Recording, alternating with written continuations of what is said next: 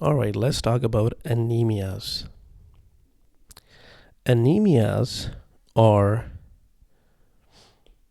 differentiated into a normocytic, microcytic, and macrocytic.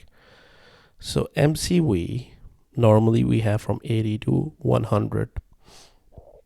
If it is less than 80, it's a microcytic. If it is greater than 100, that's a macrocytic. So let's talk about microcytic. Microcytic means MCH less than 80. You have an hemoglobin affected. Tail is the mnemonic here. Defect in globin chain, that is in thalassemia. Defect in heme synthesis. Anemia of chronic disease, iron deficient anemia. Late presentation is late, because in iron deficiency anemia, first it has the normocytic anemia, but later on it develops a microcytic anemia. So that's why they are mentioned late here. And also lead poisoning. The mnemonic is tail. Thalassemia, anemia, chronic disease, iron deficient anemia, and lead poisoning. Then we have the looking at normocytic anemia, in which you have anemia, but the cells are normal size. That's 80 to 100. So in normocytic anemia, you either have a non-hemolytic or hemolytic anemia. Non-hemolytic meaning you have a low reticulocyte index, and we will get to know later what reticulocyte index is, and a high reticulocyte index in a hemolytic anemias. So in non-hemolytic anemias, we have early sign of iron deficiency anemia, anemia of chronic disease, aplastic anemia, CKDs, and acute blood loss and hemorrhage. And in hemolysis, we have either intrinsic hemolysis, extrinsic hemolysis. In intrinsic hemolysis, we have membrane defects, for example, hereditary spherocytosis, paroxysmal nocturnal hemoglobinurias, or enzyme deficiencies in G6PD deficiency, pyruvate kinase deficiency, or hemoglobinopathies like sickle cell anemias and HBC disease. In extrinsic, we have autoimmune disease, we have microangiopathic anemia, macroangiopathic anemia, and infections. And the third thing we have is the macro. Macro mean greater than 100, MCV greater than 100. That we have divided into megaloblastic and non-megaloblastic. In megaloblastic, you have a DNA effect. DNA is affected, in which case you have if you have a DNA synthesis defective, that is from the folate, either folate deficiency, vitamin B12 deficiency, or uric acid urea, or either the repair is defective, that is Fanconi anemia. Non-megaloblastic, now we don't see any megaloblastic changes. They are the diamond black fan anemia, liver disease, and chronic alcohol overuse.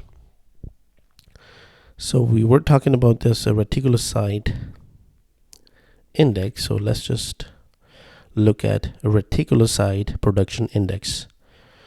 It is also called corrected reticulocyte count. It is used to correct falsely elevated reticulocyte count in anemia.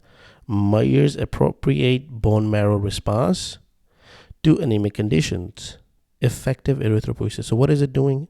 What is this index doing? It is measuring an appropriate bone marrow response to an anemic condition. Effective erythropoiesis. If you have a high reticulocyte production index, which is greater than 3, that indicates a compensatory RBC production. But if you have a low RPI, which is less than 2, it will indicate that you're not making erythrocytes, so inadequate response to correct anemia.